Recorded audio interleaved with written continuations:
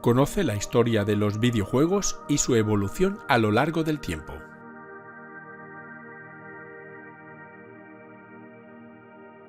Este sería el esquema cronológico que vamos a seguir. Y empezaremos con una breve introducción. Jugar es algo innato no solo en los seres humanos, sino incluso en todos los mamíferos. Los juegos más antiguos acompañan al ser humano desde los albores de la civilización, como el Senet, el juego real de Ur o el Mancala. Es casi seguro que el juego se remonta al origen de la humanidad, aunque desgraciadamente no hay pruebas físicas de ello. Por tanto, no es de extrañar que la historia de los videojuegos tenga su origen en la década de 1950, cuando tras el fin de la Segunda Guerra Mundial, las potencias vencedoras construyeron los primeros superordenadores programables, iniciándose así los juegos digitales o videojuegos. La prehistoria de estos podría situarse entre el fin de la Segunda Guerra Mundial y antes de los años 70 del siglo XX. Los precursores de los videojuegos fueron Alan Turing y Claude Shannon. Ambos habían trabajado juntos durante la Segunda Guerra Mundial para descifrar los códigos secretos usados por los submarinos alemanes U-Boot. Las ideas de estos científicos ayudaron a establecer las bases de la moderna teoría de la computación y señalaron a la inteligencia artificial como el campo más importante hacia el que había que dirigir todos los esfuerzos de investigación, y uno de esos primeros esfuerzos teóricos sucedieron en el ajedrez.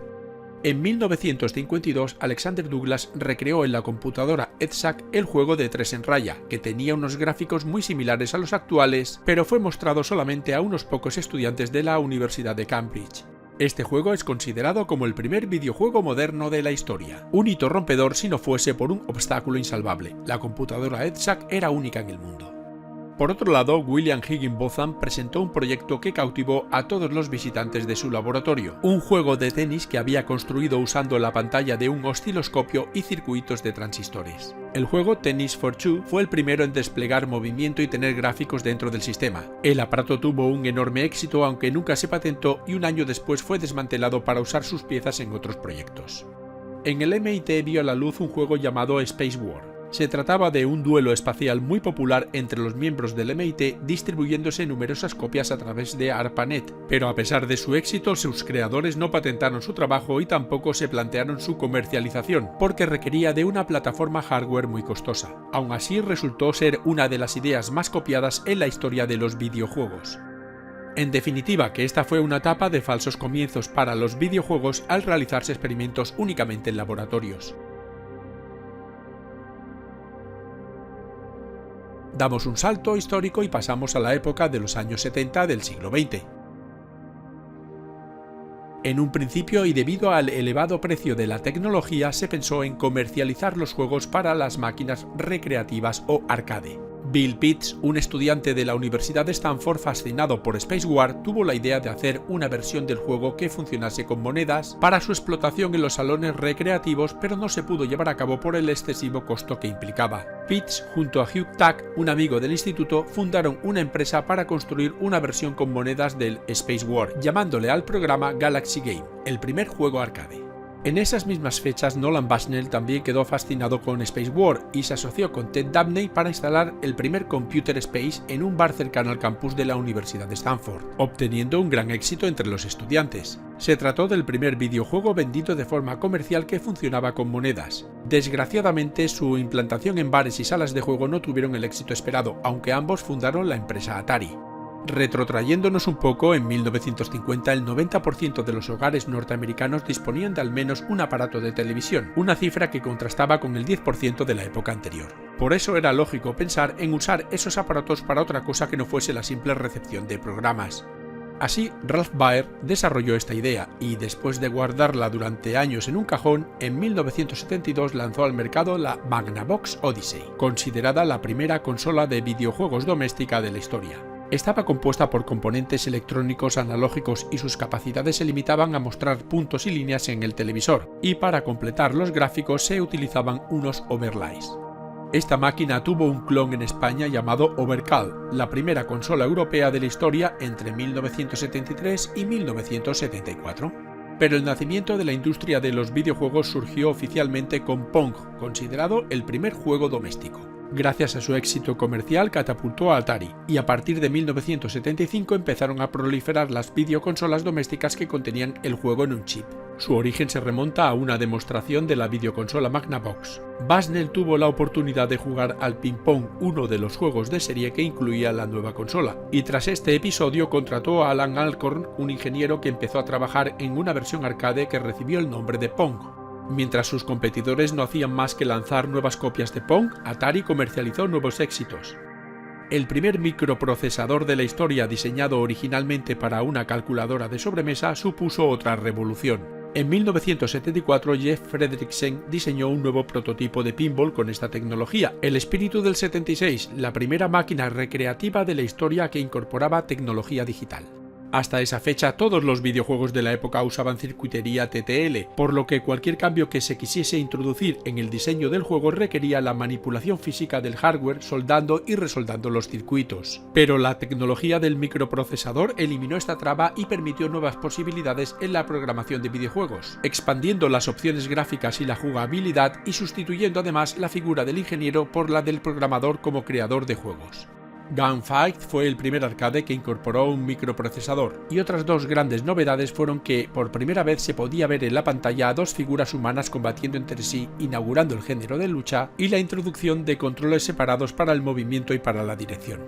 Los videojuegos habían aparecido originalmente en los ordenadores, un lujo al alcance de muy pocos, y los primeros ordenadores personales surgieron en esa época pero carecían de monitor. Apple II supuso el primer ordenador personal ideal para el diseño de los videojuegos, inaugurándose así la era de la microinformática. Y los primeros juegos para ordenadores personales no tardaron en aparecer, surgiendo muy pronto una industria casera de fabricación y venta de videojuegos que no tardaría en dar jugosos frutos.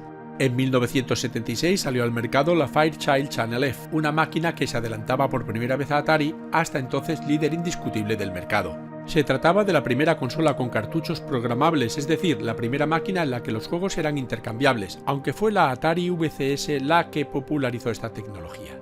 Así, a principios de 1978, el nuevo mercado de las consolas de videojuegos domésticas estaba ya perfectamente definido. La sustitución de Bushnell en la dirección de Atari, que se centró a partir de ese momento en los ordenadores personales, y la demanda interpuesta por los creadores de Magnavox Odyssey por el juego de Pong pusieron fin a la época dorada de Atari. Mientras tanto, en Japón surgió un nuevo juego, el Space Invaders. El éxito fue tal que dio lugar a numerosas continuaciones e infinitos clones. Así nació un género, las batallas espaciales, que se aprovechó del gran éxito que el film Star Wars estaba cosechando en la época, situando a la industria japonesa en primera línea e impulsando la fiebre de los videojuegos a nivel mundial. A esta etapa se la conoce como la Edad Dorada de los videojuegos, que es precisamente la que vamos a conocer a continuación. Y a toda Edad de Oro le siguió una época de crisis. El interés del gran público por los videojuegos parecía no tener fin, y las máquinas recreativas se expandieron por bares, restaurantes, hoteles y supermercados. El éxito de la Atari VCS en Estados Unidos fue tan grande que muchas familias disponían de una unidad conectada a su televisor, y algunos programadores de juegos habían pasado de simples aficionados a verdaderos millonarios. Los gráficos vectoriales habían sido utilizados con cierta profusión desde hacía años, pero el primer videojuego en emplear la nueva tecnología fue Space Wars, una versión del clásico Space War de 1962. La irrupción del color tuvo lugar con Galaxian, que, siguiendo la estela de Space Invaders, resultó tremendamente popular al tiempo que marcaba la evolución del género. Y en esa época nació Pac-Man del japonés Toru Iwatani, considerado el videojuego más popular de todos los tiempos. El programa había sido diseñado para ser jugado relajadamente y evitar cualquier signo de ansiedad en el jugador, una tendencia inversa a la de la época, pero en contra de lo esperado resultó un éxito inmediato y sin precedentes. Pac-Man no solo reventó las cifras de recaudación de otros videojuegos, sino que atrajo masivamente al público femenino a los salones recreativos e inauguró la industria paralela del merchandising en los videojuegos. A inicio de la década de los 80, Europa se encontraba muy por detrás de Estados Unidos y Japón en lo que respecta al desarrollo de su industria de videojuegos, desempeñando más el papel de consumidor que de productor. Pero la británica Sinclair sacó al mercado su ZX81 que, gracias a su reducido precio, supuso la punta de lanza para la penetración definitiva de los ordenadores personales en los hogares europeos. Un año después salió al mercado un nuevo modelo, el ZX Spectrum, que logró unas ventas muy superiores a sus rivales más directos, convirtiéndose en uno de los más populares de Europa. Manic Miner, uno de sus primeros títulos, definió el género de plataformas y obtuvo un éxito espectacular.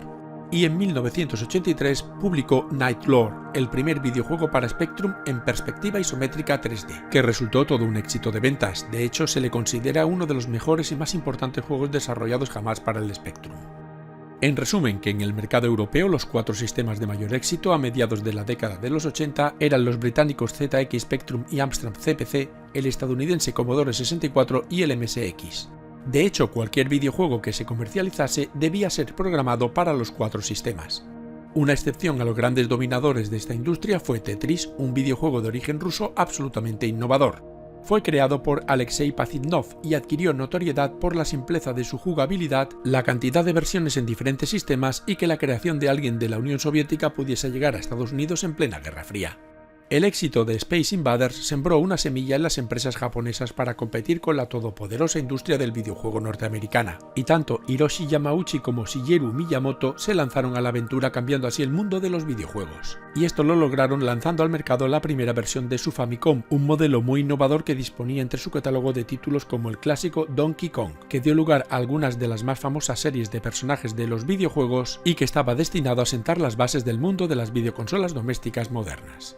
Famicom catapultó a Nintendo al éxito de tal manera que la compañía no pudo abastecer la enorme demanda de videojuegos que existía para la nueva máquina, por lo que adoptó una idea innovadora para la época: establecer un sistema de licencias a terceras compañías mediante el cual se reservaba el derecho a publicar los títulos que considerase cumplían ciertos estándares de calidad, al tiempo que cobraba a las compañías desarrolladoras por permitirles publicar sus títulos para la nueva plataforma. El éxito fue rotundo y el catálogo de juegos de la máquina creció exponencialmente. Paralelamente, toda una serie de empresas japonesas dedicadas al negocio de los arcade se situaron entre las más importantes del mercado, produciendo una serie de títulos de enorme popularidad. En 1985 se inició la expansión de Nintendo por Estados Unidos, que tras la crisis del 83 había visto cómo se desplomaba el negocio de las videoconsolas en favor de los microordenadores. La Famicom sufrió varias modificaciones, siendo rebautizada como NES, y como emblema de su catálogo de videojuegos se presentó la nueva creación de Miyamoto, Super Mario Bros., título que vendió millones de copias y de consolas necesarias para jugarlo. En resumidas cuentas, que para 1987 había quedado claro que el mercado de las videoconsolas había vuelto para quedarse. Y este gran éxito permitió el resurgimiento de la industria en la década de los 90. Esta precisamente se caracterizó por el declive definitivo de los ordenadores de 8 bits y la llegada de una nueva generación de computadoras más avanzadas. Se trató de una etapa en la que se integraron las técnicas cinematográficas en los videojuegos con títulos muy significativos.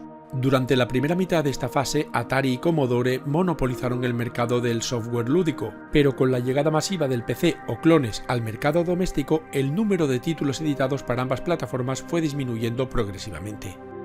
El mundo de las consolas estaba liderado por la Sega Mega Drive, una máquina de 16 bits que disponía de títulos tan populares como Sonic the Hedgehog. El liderazgo de Sega se mantuvo hasta 1991, año en que Nintendo comercializó su Super Nintendo, para reconquistar el mercado con títulos como Super Mario Kart.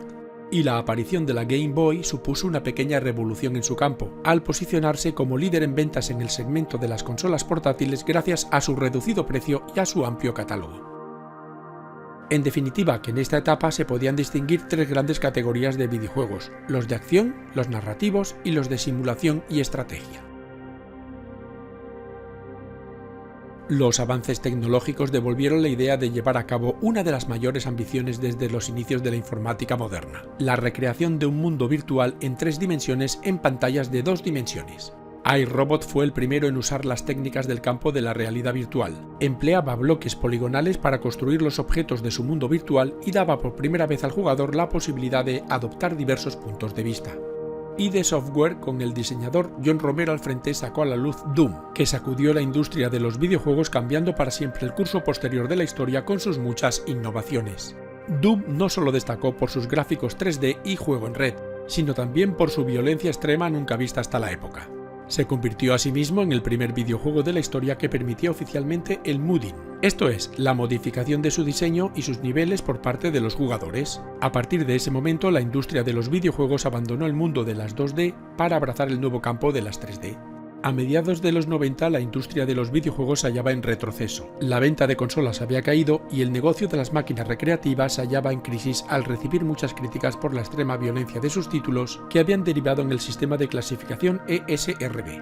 La revolución llegó con el CD-ROM, que permitía almacenar grandes cantidades de información y que coincidió con el paso del píxel 2D al polígono 3D.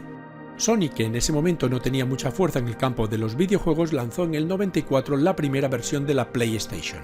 Todo un éxito al conseguir que 1 de cada 3 hogares norteamericanos tuviese una consola de Sony.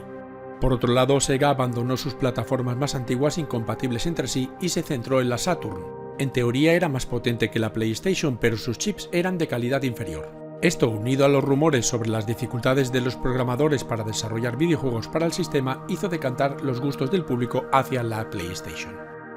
Y Nintendo presentó en el 96 su nueva consola Nintendo 64, una máquina de 64 bits que estaba muy por encima de sus competidoras. Pero sus juegos se comercializaban en cartuchos, un medio mucho más caro que el CD-ROM, y por eso no logró cuajar. Ni Nintendo ni Sega fueron capaces de competir con la PlayStation de Sony, que a finales del siglo XX era la videoconsola doméstica de mayor éxito del mundo. Sony, por tanto, fue la ganadora de esta batalla y los movimientos de esta industria serían, a partir de ese momento, decisión de la multinacional japonesa. A nivel de audiencia, esta etapa se caracterizó por intentar atrapar a un público mayormente adolescente y masculino, tendencia que no cambiaría hasta bien entrado el siglo XXI con la aparición de la Nintendo Wii y la Nintendo DS, que buscaban un público mucho más amplio. A partir de la década del 2000, el crecimiento fue espectacular.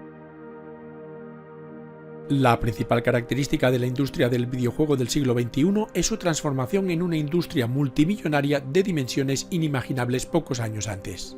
En 2009 alcanzó a ser uno de los sectores de actividad más importantes de la economía estadounidense y en España generó más dinero que el negocio de la música y el cine juntos. Este boom cambió la manera de ver y reconsiderar al programador, que ya no era un mero aficionado a la electrónica que elaboraba prácticamente en solitario y con carácter artesanal y amateur sus programas, sino un profesional altamente cualificado que trabajaba con otros profesionales especializados bajo el control directo o indirecto de grandes multinacionales. Para autorregularse, en 2003 se creó en Europa el sistema PEGI, un mecanismo diseñado por la industria para dotar a sus productos de información orientativa sobre la edad adecuada para el consumo. Hasta la fecha, las máquinas recreativas habían basado su éxito en el hecho de disponer de una tecnología y una potencia audiovisual muy por encima de las capacidades de los microordenadores personales y de las consolas domésticas. Pero el éxito de la PlayStation y las consolas de su generación desequilibró definitivamente esta situación, al igualar e incluso superar tecnológicamente a la mayoría de las recreativas. Además, el rápido crecimiento del sector de la telefonía móvil con aparatos cada vez más potentes que permitían ejecutar videojuegos de creciente complejidad sentenció definitivamente a las máquinas que habían protagonizado el inicio de la revolución de los juegos, obligando a los dueños de los salones recreativos a reorientar su modelo de negocio.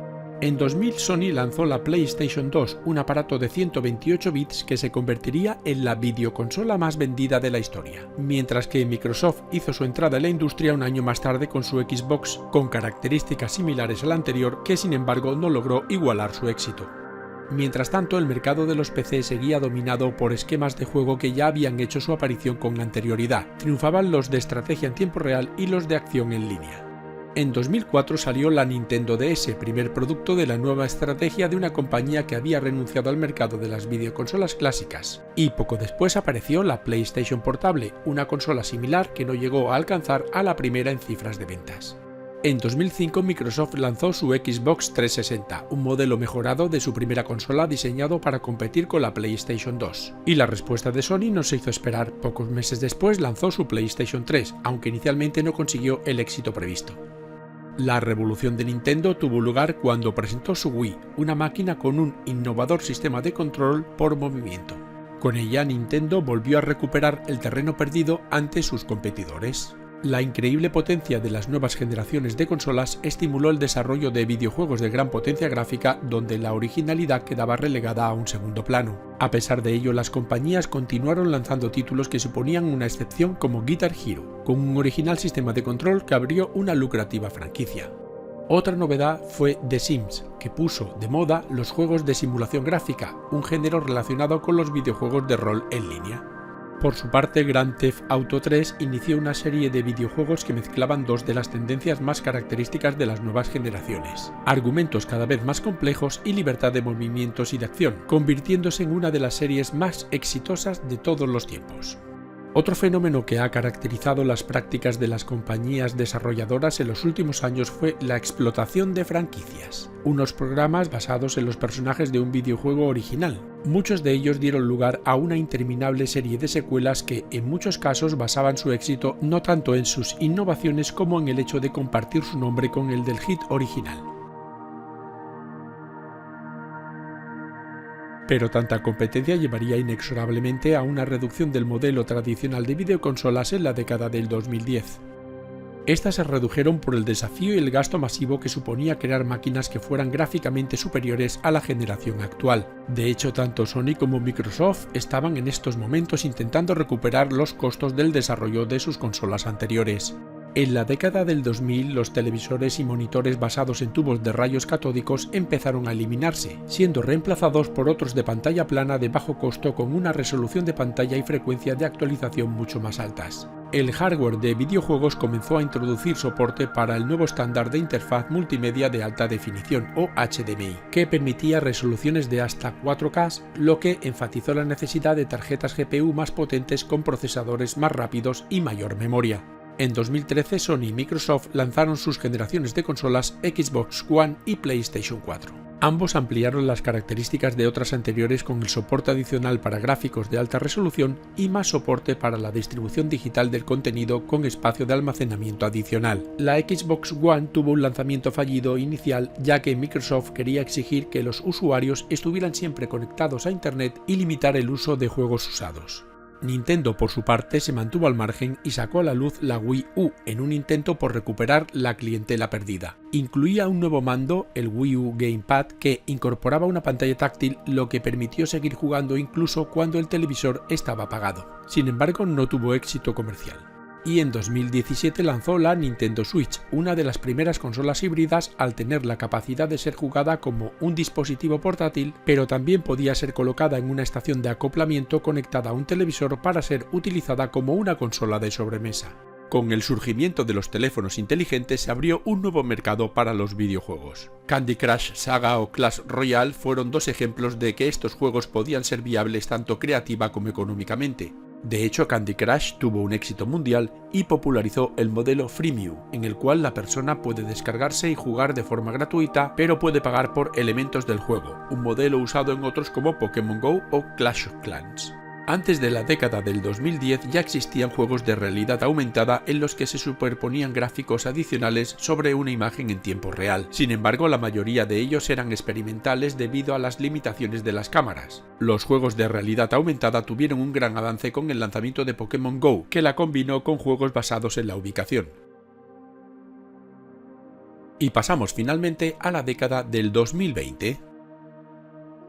En ella, Nvidia y AMD lanzaron tarjetas gráficas con soporte de hardware para trazados de rayos en tiempo real, un componente fundamental también presente en las consolas Xbox Series XS y PlayStation 5 que salieron al mercado ese mismo año. Esta mejora tecnológica permitió una mayor capacidad para mostrar texturas altamente detalladas y lograr el fotorrealismo en escenas de videojuego a altas resoluciones y velocidades de fotogramas. Sin embargo, estas mejoras requerían un mayor espacio de almacenamiento y un mayor ancho de banda, lo que llevó a la inclusión de opciones de almacenamiento SSD, que redujeron los tiempos de carga en muchos juegos, especialmente en los de mundo abierto, es decir, aquellos que ofrecen al jugador la posibilidad de moverse libremente por un mundo virtual y alterar cualquier elemento a su voluntad. Lo destacable de esta generación fue el lanzamiento de consolas con formatos de videojuegos completamente digital, como por ejemplo Xbox Series S de Microsoft y la versión digital de PlayStation 5 de Sony. Por otro lado, Google lanzó su Stadia, un mando que se utilizaba para jugar juegos en teléfonos móviles y que se conectaba mediante Bluetooth o cable, pero que finalizó sus servicios en 2023.